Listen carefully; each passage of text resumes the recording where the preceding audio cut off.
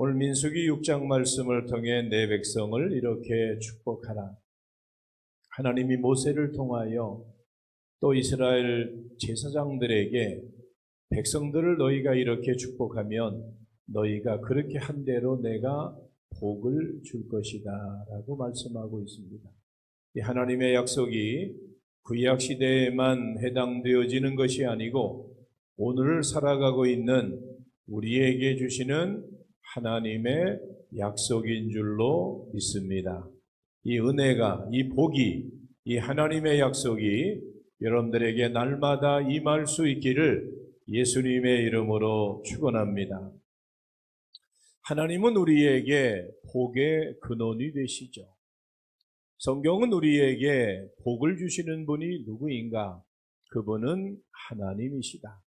그래서 복의 근원이신 하나님께서 우리를 창조하시고 또 우리에게 모든 것을 허락해 주셨고 그리고 그들에게 복을 주시겠다. 그렇게 말씀하고 있어요. 한번 성경 한 것만 찾아보겠습니다. 창세기 1장 하나님이 세상을 만드시고 어떻게 우리 인간에게 사람에게 복을 주시는가? 창세기 1장 27절 28절 말씀, 구약성경 맨 앞에 2페이지입니다. 창세기 1장 27절 28절 함께 읽어봅니다. 하나님이 자기 형상 곧 하나님의 형상대로 사람을 창조하시되 남자와 여자를 창조하시고 하나님이 그들에게 복을 주시며 하나님이 그들에게 이르시되 생육하고 번성하여 땅에 충만하라. 땅을 정복하라. 바다의 물고기와 하늘의 새와 땅에 움직이는 모든 생물을 다스리라 하시니라. 아멘.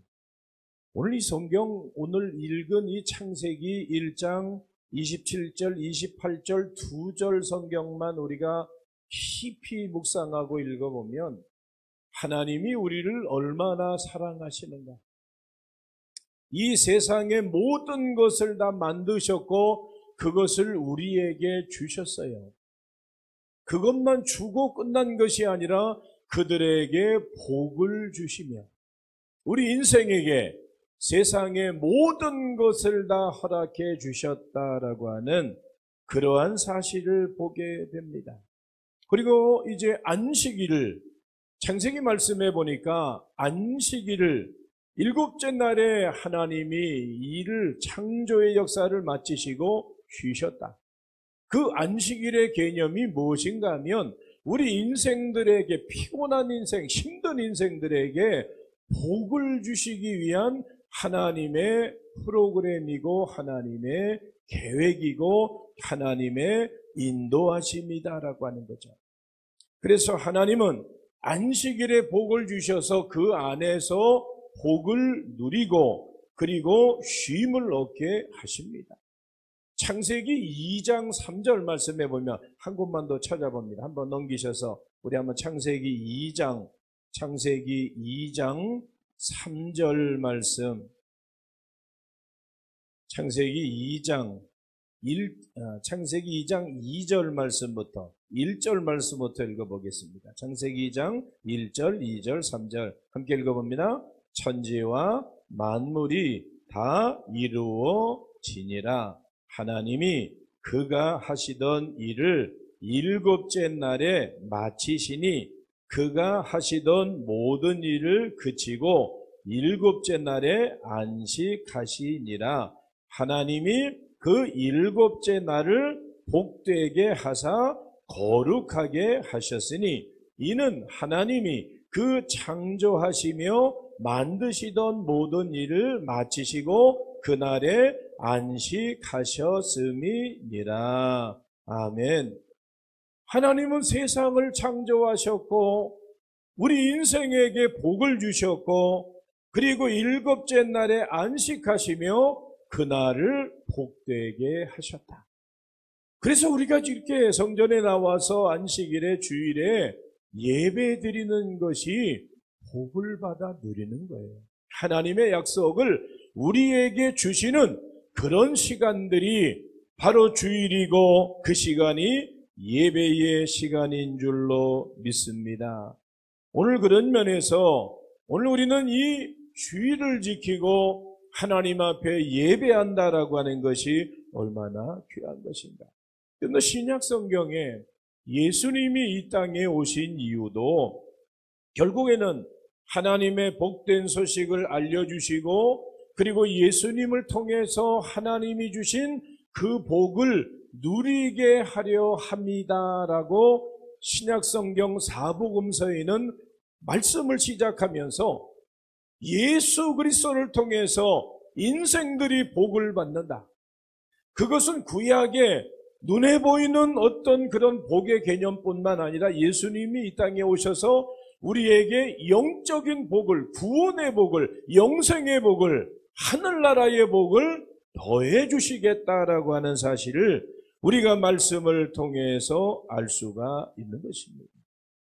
신명기 6장 말씀에 보면, 우리가 읽은 이 본문 말씀에 보면 출애굽 후에 이스라엘 백성들이 광야 생활을 할 때에, 여러분들 광야에 뭐가 있어요? 희망이 없습니다. 거긴 뭐가 거둘 것이 없는 거예요. 인간의 수고와 노력이 필요 없는 거예요. 절대적으로 하나님의 인도하심과 하나님의 살아계심과 하나님의 능력이 임해야만 살아갈 수 있는 것이 광야인데, 하나님이 이스라엘 백성들을 광야로 내모시죠. 광야를 걷게 하시죠. 광야를 지나가게 하십니다. 그러면서 하나님이 내가 너와 너희와 함께한다. 내가 너희의 필요한 것들을 채워준다. 너희가 가는 그 길을 내가 앞서서 행한다라고 하나님은 그렇게 말씀하셨고 그렇게 보여주셨고 그렇게 이스라엘 백성들에게 채워주셨습니다. 그러면서 하나님이 모세에게 말씀하고 있는 게 뭐예요? 모세에게 말씀하시고 있는 것이 뭔가 하면 항상 복을 누리게 하기 위함이다. 하나님은 이스라엘 백성들에게 하나님으로 인하여서 항상 복을 누리게 하기 위함이다라고 말씀하고 있습니다. 즉 하나님께서는 하나님의 종 모세를 통하여서 이제 제사장 아론과 아들들에게 백성을 축복하라, 내 백성을 축복하라고 명령하신 것이 우리가 읽은 오늘 본문 말씀의 내용입니다. 그러면 구약에서는 하나님이 이런 복을 창세기에서부터 말씀하고 계시죠. 신약에는 예수님이 이 땅에 오셔서 예수님께서 이러한 축복을 명령하고 있는데 왜 우리 인생이 복을 받아야 되는가? 여러분들 아무리 비싼 핸드폰 요사이 옆으로도 이제 피고 위로도 피고 그게 100만 원, 200만 원씩 하는 핸드폰인데 그 핸드폰이 배터리가 충전이 안 되면 쓸모없는 거예요. 어린아이들 장난감과 마찬가지예요. 우리의 인생도 마찬가지예요. 우리 인생은 이 육신은 다 껍데기뿐인 거예요. 하나님이 우리에게 은혜 베풀어 주시지 아니하면, 하나님이 나와 함께 하시지 아니하시면 우리의 인생은 아무것도 할 수 없는 연약한 존재들이다라고 하는 거죠. 왜 하나님이 우리를 축복하시는가? 그 첫 번째 보면 왜 우리가 또 이웃을 축복해야 되는가? 우리 인생은 너무나 연약한 존재들이다라고 합니다. 세상의 최고가, 세상에 가장 강한 것이 인간이지만 인간처럼 연약한 존재가 또한 없는 거예요. 너무너무 연약한 것이 우리 인생이라고 하는 거죠. 연약한 인생에 하나님의 복은 우리에게는 절대적으로 필요한 겁니다. 하나님이 우리에게 은혜 베풀어 주시지 아니하고 지켜주시지 아니하시면, 함께 하시지 아니하시면 우리의 인생은 호소아비와 같은 그런 인생일 수밖에 없다라고 하는 거죠. 이 땅을 사는 나그네된 인생에게는 인간의 힘과 능력을 넘어서 주님의 복이, 하나님이 베풀어 주신 은혜와 약속이 필요한데, 오늘 우리가 읽은 이 민수기 6장 22절 27절 말씀을 통해서 하나님께서는 제사장들을 통해서 이스라엘 백성들에게 축복해. 저들이 황량한 광야에서 생활하는 이스라엘 백성들에게 주님의 특별한 보호와 그리고 축복이 있어야만 인생들을 살아갈 수 있기 때문이다라고 하는 그런 사실을 가르쳐 주고 있습니다. 신약 성경에서는 예수님은 바울을 통해서 이런 사실을 구체적으로 말씀하고 증거하게 하고 있는데, 고린도후서 13장 13절 말씀에 보면 오늘 이 본문의 민수기의 말씀이 더 요약되어져서 이렇게 바울은 증거하고 있습니다. 함께 읽어봅니다. 주 예수 그리스도의 은혜와 하나님의 사랑과 성령의 교통하심이 너희 무리와 함께 있을지어다. 아멘. 예수 그리스도의 은혜, 하나님의 사랑, 성령의 교통하심이 하나님을 알고 믿는 자들에게 임하기를 원한다라고 하는 축복의 선언을 보게 됩니다. 성부, 성자, 성령의 하나님께서 연약한 우리 인생에게 구약의 하나님이 친히 직접 이스라엘 백성들에게 복을 주셨고, 선지자들과 예언자들을 통하여서 신약 성경에 이 땅에 그 하나님이 사람의 몸을 입고 이 땅에 오셔서 우리 인생을 구원하시고 우리가 영육간에 필요한 모든 것들을 채워주시는 하나님의 은혜가 우리에게 임하게 된다라고 하는 거죠. 날마다 예수 그리스도 안에서 하나님이 주시는 귀한 은혜를 받아 누리는 믿음의 삶을 살아갈 수 있기를 예수님의 이름으로 축원합니다. 두 번째로 우리가 왜 축복해야 되는가? 그것은 축복에는 놀라운 힘이 담겨져 있기 때문입니다. 내가 다른 사람들에게 어떤 말을 하는 것은 나 자신에게 뿐만 아니라 그 사람에게 엄청난 영향력이 있기 때문입니다.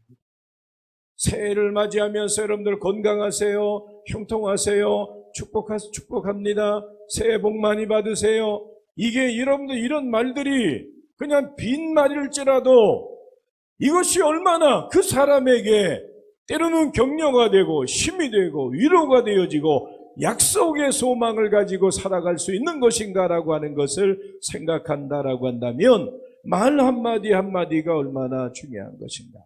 사람의 말에는 하나님의 놀라운 신비와 능력이 그 안에 담겨져 있습니다.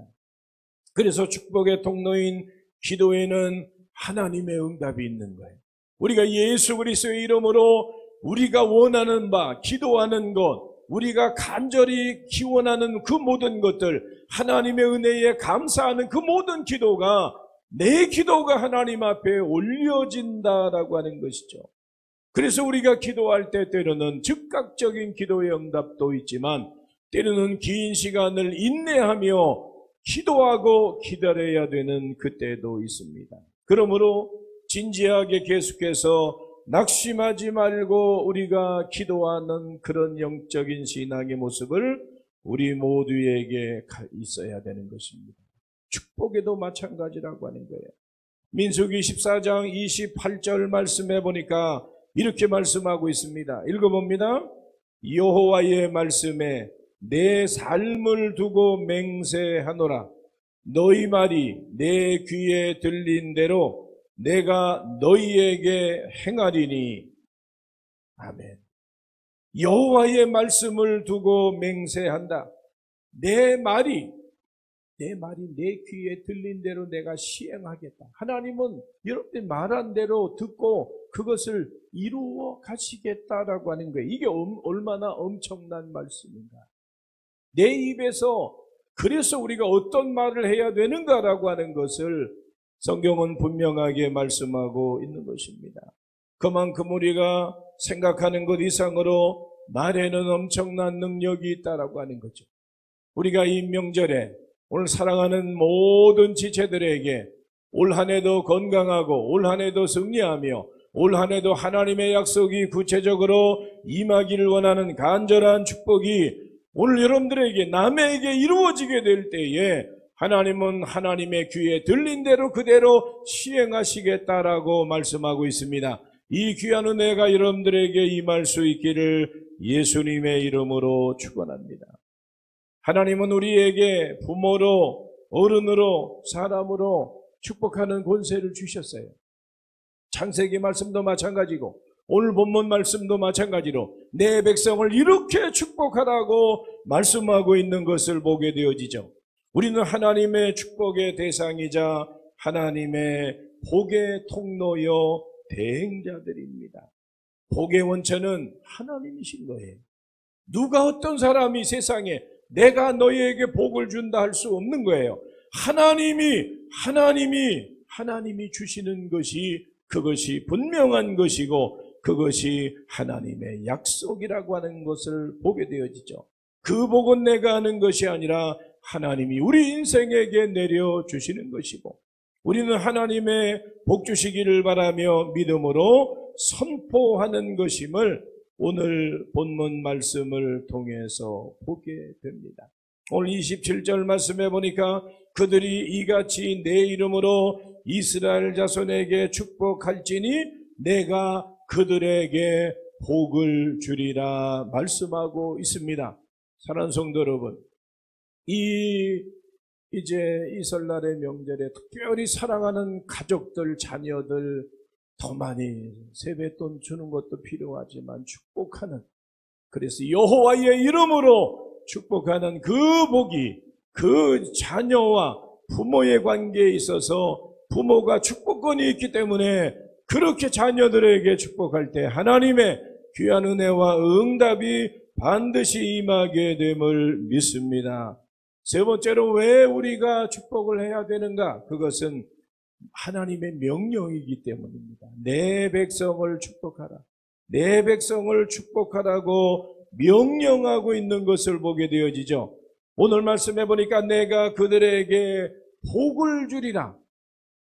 내가 그들에게 복을 주리라고 하는 이 명령, 이 말씀 속에는 히브리어 문법에 보면 내가를 강조하고 있죠.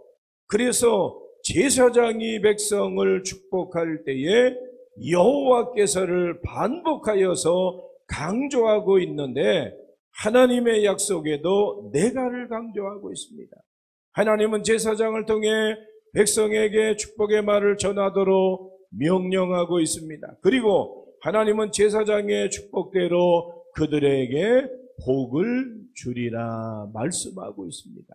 이 하나님의 약속이 우리 모두에게 임할 수 있기를 예수님의 이름으로 축원합니다. 가정에서 부모가 자녀들을 축복하고 교회에서 목회자가 성도들을 축복하고 기도하는 것 너무너무 귀한 것이라고 하는 거예요.